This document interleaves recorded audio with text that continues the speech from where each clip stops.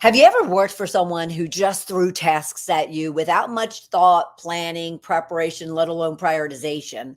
Or on the other extreme, they hold on so tight to the task that your position or role should be doing. And that leaves you stressed, frustrated, questioning your value, your worth, and contribution to the team, even doubting how your boss feels about you. Far too many managers lack the critical skill of delegation, and they also fail to really see the impact that it's having on their team, on their business, and even themselves.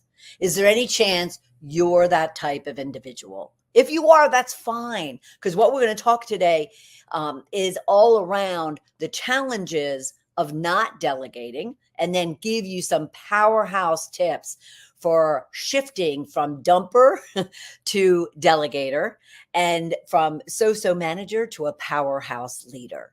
Stay with us. Welcome, welcome, welcome to Shedding the Corporate Bitch, the podcast that transforms female corporate executives into powerhouse leaders by showing them how to shed the challenges and overwhelm, along with any fear, insecurity, self-doubt, and negativity holding them back. I'm your host, Bernadette Bowes of Ball of Fire Coaching, bringing you powerhouse discussions each week to share tips, advice, and sometimes tough love so you create the riches in your work and life you deserve. Let's do this. Instead of focusing on what you should or shouldn't be doing when it comes to delegating, I think logically we all understand what those are. I really want to help you as either a receiver of the impact of not delegating and or the person who's struggling to delegate effectively. I'd want to really focus on why that is, and therefore help everyone kind of walk in the shoes of those that others might define as dumpers, or people that are just control freaks and want to hold on to everything and do it themselves for a number of reasons. And so that way you can appreciate kind of the mindset of the individual as opposed to just getting frustrated and stressed over it. You might kind of learn to understand and therefore be empathetic toward it, and yet find ways to work with it. All right. So when I'm working with my clients, my job is to ask them a lot of questions to get under the covers, peel the onion back, whatever term or phrase you want to use, to really get down to the core essence of why they behave, why they act, why they communicate verbally, in writing, whatever the case might be, why they do what they do. And when you look at delegation, there are definitely some behavioral, emotional, mental challenges that people have, whether they are a great delegator or, in most cases, if they're challenged, they're having difficulty being a strong delegator. So let's walk through some of those things that you might be able to appreciate in the individual that might be affecting whether you're given the work that you need to be doing, getting involved in the projects you should be involved in, being given the opportunities and the challenges that you're asking for. All right. So the first thing would be, that person that holds on tight. I used to be this, the person that holds on tight to the tasks and the projects or the initiatives or the opportunities. Let's look at it in an even more strategic, impactful way. And they hold on to it for themselves. Basically they want control. And so their fear of losing control takes over and is more powerful than them taking that risk of someone not doing it the way they do it as well as they do it. They're going to miss out on key information or key opportunity for acknowledgement and recognition and exposure. There's a number of reasons why someone might be fearful of losing control. And a lot of that has to come to whether or not maybe they're a perfectionist and they want to make sure it's done right. Maybe it's because they do have, a style that leans toward wanting recognition and the accolades for something, and therefore they feel that they have to be involved in everything, and they can't necessarily turn it over to anybody else as a result of that. But the idea of losing control is a real fear factor for individuals that are kind of either dumping and kind of giving it away, or they're holding on to it tight, not wanting to provide opportunity, or I'll take that back. They want to provide opportunity. They're not thinking like, let's deprive someone of an opportunity. They're just not recognizing the fact that the other person seeing this as, it's my job. I'm being paid to do this. It's something I want to do. I enjoy doing it. And yes, it is an opportunity for me to get exposure, for me to get new education, new skill, new training, so forth and so on. And so that fear kind of overtakes, and therefore it comes and is projected at either dumping or holding on to. All right. So that's the first one you really want to be thinking about and recognizing in someone, including yourself, when it comes to, needing control. And I had mentioned that I was that type of person. I always wanted to be in control. If I delegated it to somebody else, I was fearful that they weren't going to do it as good as I, as fast as I. They were going to get the accolades. I wasn't. I fell into that trap of a control freak, so to speak, and have learned over time how to then, let that go. And we'll talk about that in a few minutes. The next one would just be, and you have to recognize this, and we talked about it in the intro, is there is a lack of trust that is underlying in those emotional, mental, um, aspects of an individual. It may not come across to them as that they don't trust you. As a matter of fact, they'll be like, no, I trust you to do it. Okay, then let me do it. But then their fears start, creeping in, and subconsciously, they may be thinking or feeling as if, okay, I can't trust this individual to do it the way I need them to do it in the quality that I want it done, or the time I want it done. Maybe because of past experience, maybe because there is evidence of past experience, or maybe it's just their idea of what's the right way, what's the speed of which it should be done, what's the approach that should be taken. Again, that it would, pull into question the way they do it. And if they think their way is the best way, then anyone else challenging that is a threat. And that creates a great deal of fear, and therefore hesitation. Okay. But at the same time, these individuals also can be dumpers. They also could be those individuals that throw tasks, but the tasks aren't purposeful. They're not thoughtful. They're not considerate of the fact that these are the tasks that this individual should be doing, this individual is capable of doing. They're just tasks being thrown at them without much thought, or planning, or even prioritization. But a lack of trust seeps in, and it certainly is the impact that one is having on someone else. They are thinking, this person doesn't trust me to do my job. This person doesn't trust me to do it right. This person doesn't trust that I'm capable of doing it. This person doesn't trust that I'll do it on time. And what is that creating for that individual? It's creating a lot of, forget insecurity, but it's even creating a lot of diminished self-worth. And, most leaders, 99.9% of the, leaders that I've met in my 15 years of coaching and consulting, let alone my whole career, they're not showing up at work wanting to diminish people. They're not. but you have to recognize if you're the receiver or the person being impacted. You have to recognize that there are these emotional, mental behaviors that are causing them to act in a certain way. And if you can kind of see that and appreciate that and empathize with that, then you can find ways to work with that individual to, to minimize the feeling of distrust, or that they would lose control of something. And we'll talk about how to do that in a few minutes.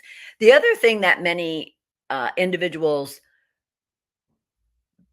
do or behave when it comes to not being effective delegators is that some of them feel guilty about, putting one more thing on you.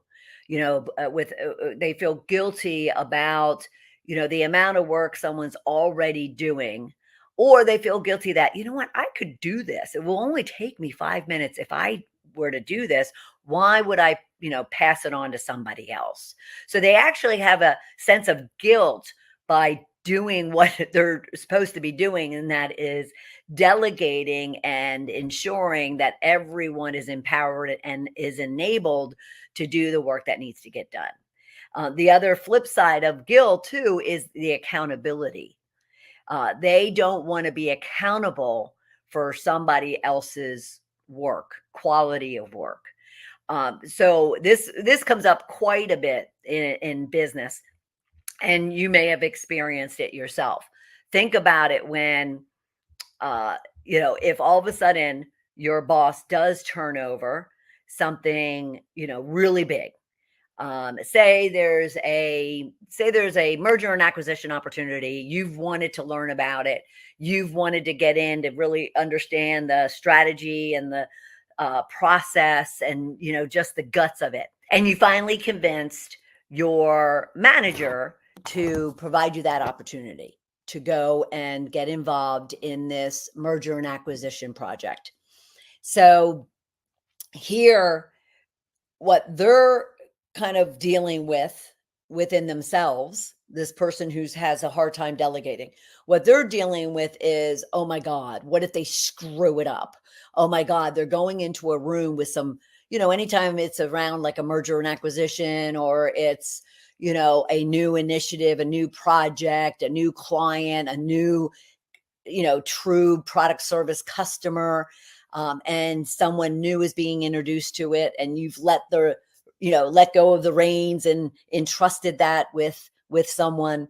There is always kind of some apprehension about whether that person's going to, kind of step up and actually achieve what it is that you need them to achieve, or if it's going to fall on their face, and therefore it's also going to have implications for them as the person who delegated this initiative to the other party.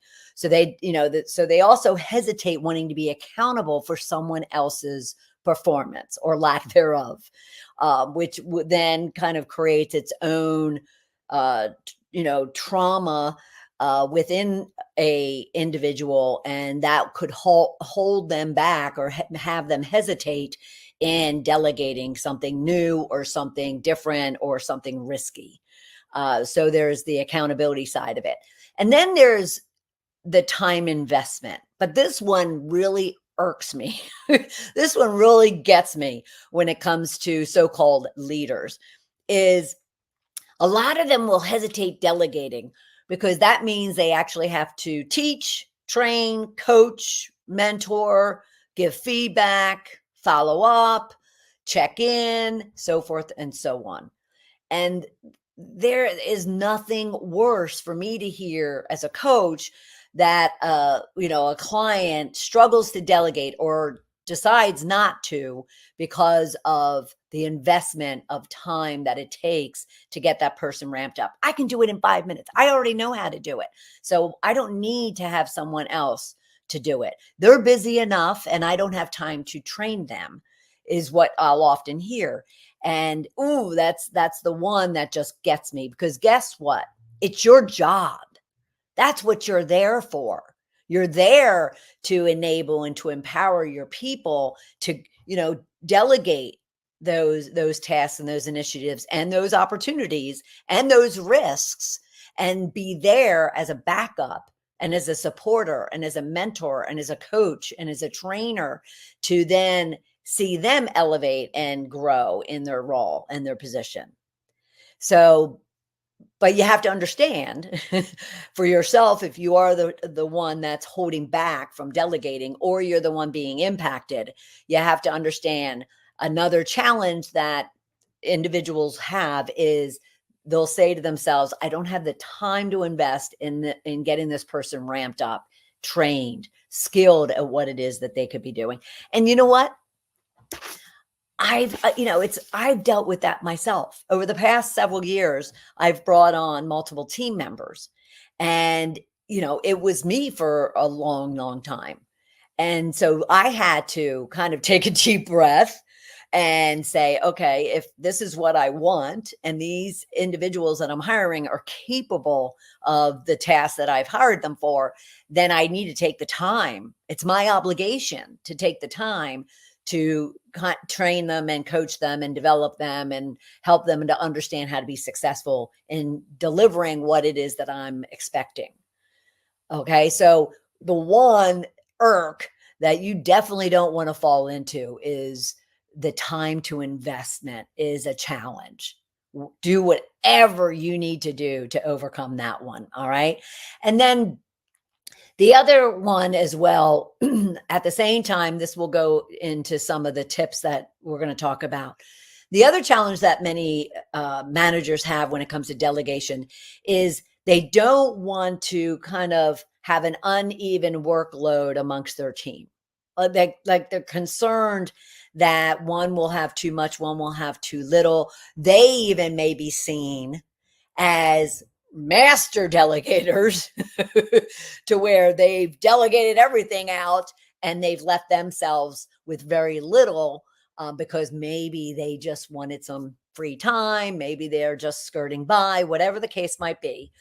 But they also consider the workload of themselves, as well as their team members, wanting to ensure, and some of them are actually concerned that they have an even distribution of work, when in some cases that's just not appropriate based on the task that needs to get done and then the skill that the individuals have. There may be times, depending upon the project or the initiative that you're working on, that one or two or a group of people have a lot more work to do on your team than some others. However, that's a great opportunity for cross training and development. Is yes, these 2, 3, 4 may be taking the brunt of everything for the next several months. The others are going to be light in workload because of the shift. And therefore, what can we do? What can you do to really empower even those individuals to then also put time, along with yourself, also put time into training and coaching and developing those and cross training those other individuals that have light workloads? And that is a win-win for everybody. All right. For everybody. So I want to share some tips about how if you sense in yourself in any way, shape, or form that you're not delegating appropriately, you're not a powerhouse delegator, or you're someone that is impacted by someone who isn't, and you could always pass this on to them, or you could model it yourself, even have discussions with others about it, but you can model it yourself in the chance that others see how effective that you're being and the approach that you're taking, and therefore it kind of naturally is shifted onto the way that they operate and their own process for delegating. All right. So before I move on to doing that, let me recap the challenges so you, again, the whole objective is for you to kind of walk in someone's shoes, maybe even identify within yourself why someone may not be delegating as effectively as they need to be. All right. So the first one we talked about was losing control, the fear of losing control if they were to delegate, especially when it comes to high visibility, risk, important tasks or initiatives or projects, is a fear of losing control. The second one we talked about is the individual having a lack of trust that others may do it in the same way, the same quality, at the same time, or expectations of when they should be completing the tasks and the projects. And at the same time, the trust comes into question if they have evidence that they may have not performed the way that you would have expected in the past, and therefore you hesitate delegating anything additional or with that high risk, high visibility type of certainty or importance of the task. And then we talked about guilt, that there are some individuals that feel guilty in delegating, in passing on tasks for others to do for numerous reasons. It could even be personal reasons. Oh, that person's going through, a family situation, and I don't want to put more work on them. And then we talked about accountability, not necessarily wanting to be accountable to that person's behavior or that person's performance. Then we talked about the time investment. This is my irk, that it takes time. It's an investment that when you delegate, and if that individual doesn't know how to do what it is that you need them to do, you're going to have to take the time to do it. And lastly, we talked about just, a concern of uneven workload. Maybe it's your workload that you're concerned about, or it's your team members' workload. Ensuring that, you may be that type that wants everybody to have an even workload, and that's just not always the case or always what should happen. All right. So the challenges. Now we'll move on to the tips. So here are some tips that you could be using, in 8 of them, as a matter of fact, that you could be using to really become a powerhouse delegator. And the first one that I always tend to have my clients work and focus on, regardless of what skill it is that they're working on. In this case, we're working on delegation, is to really understand the value of that skill, the value and the impact of delegating. So the value is the fact that you're empowering, you're enabling, you're, allowing, you're ensuring that your people, the people that you have hired that work for you, are contributing, are feeling valued and worthy and fulfilled, and they're being given the opportunities to stretch themselves, to take risks, to even fail. But you need to really sit down and assess what your belief and your view of a certain skill is, and even assess, looking for those blind spots, looking for those challenges, looking for those areas that you may or may not be fully invested in. So in this case of delegation, you really want to think about, like, what are my thoughts around delegating? What is coming up for me when it comes to the opportunities, the benefits, the impacts, the fears, the insecurities, the doubts? What is it that I'm, experiencing when it comes to delegating? So really understanding it, because once you understand it and then even make a commitment, which is part of one, you make a commitment to, yes, as a leader, I need to be delegating for these reasons. Then you can actually move on to, okay, what are those steps I need to be taking to be a powerhouse delegator? So the next one would be to really get clear around what the tasks are that need to be assigned.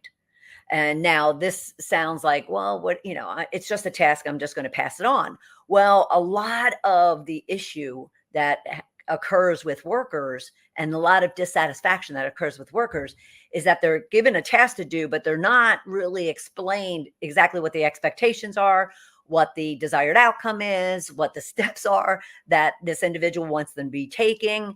They're not even told that, oh, you know what, you do it, the way you want to do it, Joe. You just go and do it. And I trust that you're going to do it and bring it back to me and I'll check in, so forth and so on. So you definitely want to first, that laundry list of tasks that you have in front of you, you want to first get a really clear understanding of what these tasks are, what skills are required, what is the time frame. You might even go as far as what is the prioritization, the importance of each one of the tasks before even thinking about, who it is you're going to pass it out to. All right. So the first one is understanding the value or the skill itself, in this case, delegating. The second one would be get really clear on the tasks that you have on your to-do list to be delegated. And the third one would be you really want to choose the right task for the right person. So you look at this laundry list of tasks and you've already considered what are the specific skills, what are the specific, actions and tasks or actions and steps that need to be taken. And then you can bounce it up against your team members who have these skills, who that even if they don't have the skills, you trust them to learn them and to still deliver on what it is that you need. But you definitely want to choose the right task for the right person, even at the right time. And what that I mean by that is going back to the second step around clarity, or the second tip around clarity, looking at prioritization. The skill may be for this individual, this particular person, but yet they have big deliverables on their desk already. And therefore, the timing that is needed to get this particular task done is not suitable to go to that individual. As perfect as that person might be for it, you're being thoughtful and intentional about delegating, and therefore you're going to have to kind of go to your second choice of who, would be the best person to handle that. All right. So choose the right task for the right person at the right time. Number 3. The next one would be, once you do, and again, maybe you're that individual who's struggling with a fear of losing control, a fear of not trusting, a fear of, guilt, or that accountability that we talked about. That's okay. It's okay. These steps, if you follow them, will not eliminate necessarily 100% right away, but it'll minimize all of that. It'll take away a lot of that. So then you feel comfortable that in this case, you understand why it's important for you to delegate. You understand the details and you're very clear, and you're going to make the other individual very clear around what needs to get done. You've chosen the right person to do it. And now you really just need to support and guide them through it.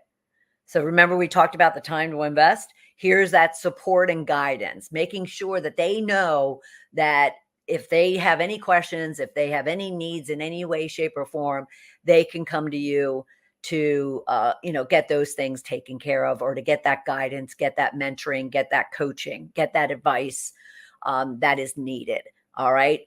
So you definitely need to be supporting and guiding your individuals, your team members. And then you definitely want to check in. Yes, you want to empower them. You want to trust them. You want to give them these opportunities. You want to allow them to take risks. It doesn't mean you wash your hands of it and walk away. It just simply means that you kind of give them what they need to take action on it. And then you're checking in. You're asking for status updates. You're asking for progress reports. You're checking in to see if there are any issues or questions or risks that have come up. Yes, you could say, well, I'm going to rely 100% on them to be coming to me with those statuses and updates. However, one, that should have been part of the early, here's the task, here's my expectations, here's what is expected. This is the outcome we're looking for. And these are the steps I want you to be initiating and taking along the way. Or you say, or I'm going to check in and make sure that there's status reports and progress updates, periodically, between when the task gets assigned and when it needs to be delivered. Now, of course, some of these tasks we're talking about, are very simple, 1-day turnarounds, whatever the case might be. At the same time, just because you delegate it doesn't mean that you just kind of let go of any responsibility for it. All right. So you want to be sure that you're also checking in and providing them that support through those check-ins as well, in case they're hesitant in their updates to really come forward and ask for that support and guidance. In your status updates and progress reports, you can also be kind of a second layer of support. And then, of course, you want to be coaching and providing feedback along the way or in these milestones that you might define with that individual. Because what they're going to want to know is good, bad, or ugly. They're going to want to know how they're doing. They're going to want to know, where they could be improving. They're going to want to know where they kind of, went off course. Feedback is the number one thing. When I've spent the last 8 months talking to hundreds of workers from floor to the C-suite, so to speak, they've all said that all they would want from their bosses is feedback, is to know how they're doing and how they're contributing, and yet at the same time where they're going off course. So they definitely need feedback. And then you definitely want to kind of assess, and you want to sit back and say, okay, so how did it go? Looking very task oriented. How did that go? How did they perform? How did we as a team perform?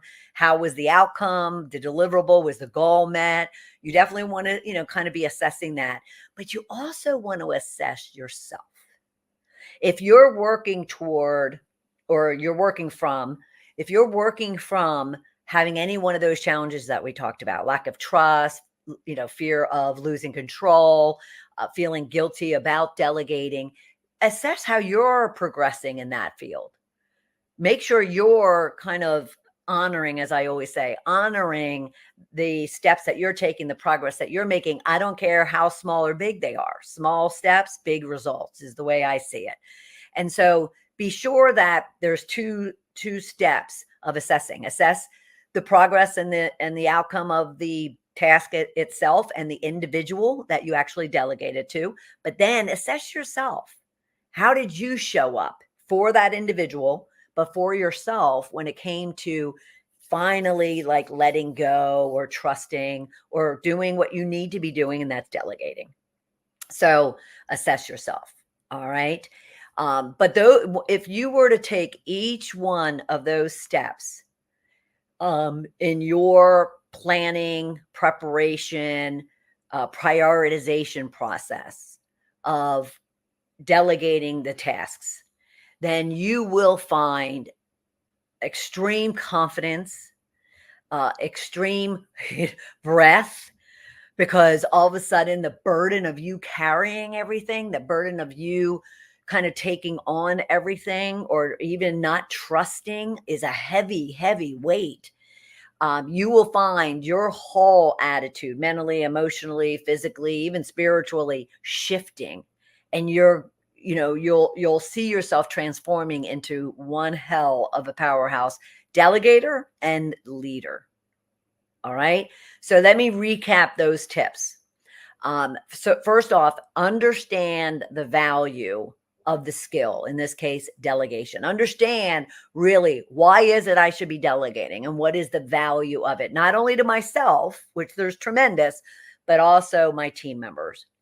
And then get really clear on what is that laundry list of tasks that need to get done. Now, of course, through that, I talked about, you need to get clear on not only what the tasks are, what skills are needed, so forth and so on.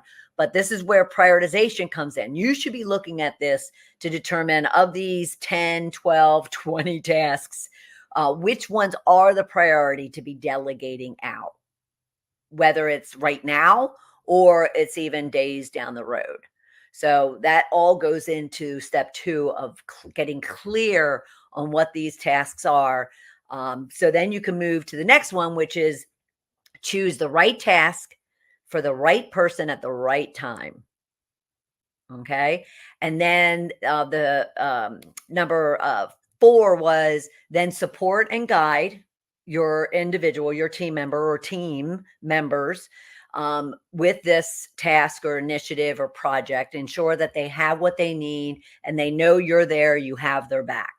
All right. The next one was, and then make sure you're checking in. There's statuses, there's progress reports.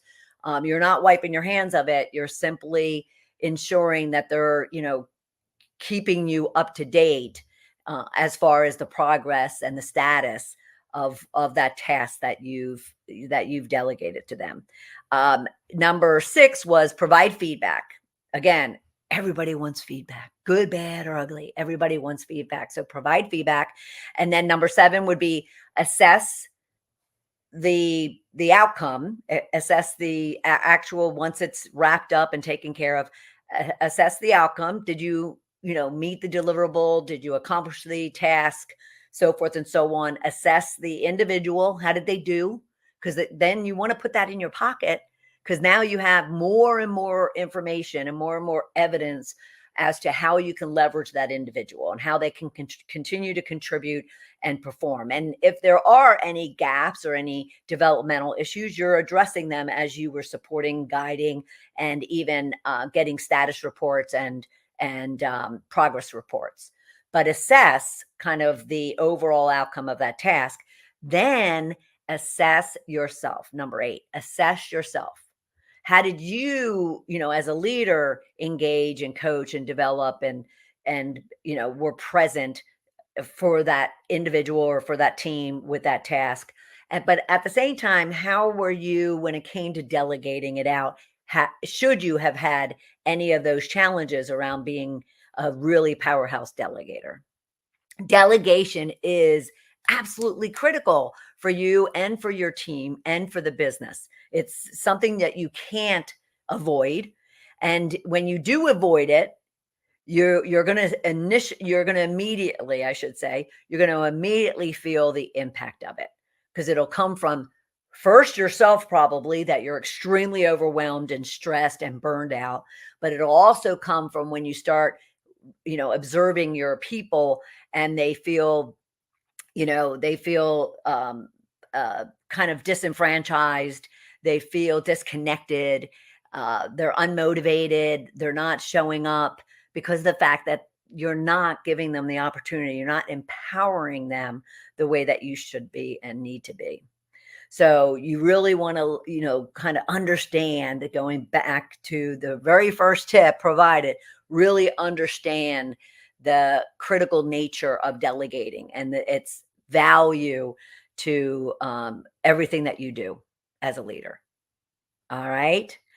I am so grateful that you were with us. And if you have any challenges with yourself or with your team when it comes to delegating, even when it comes to the subsegments of those tips we talked about: planning, preparing, prioritization, time management, productivity. If you have any of those challenges, simply book a call with me and let's talk about it. Let me give you some specific tips and strategies based on whatever that challenge might be. So you can go to coachmebernadette.com/discovery call. And let's, have a conversation and see what it is that I can do to support you, your team, and your business. All right. And then if you want to learn more about what we do here at Ball of Fire Coaching, then just go to balloffirecoaching.com. But I am so grateful that you were with us, and I'll look forward to having you with us again for another episode of Shedding the Corporate Pitch.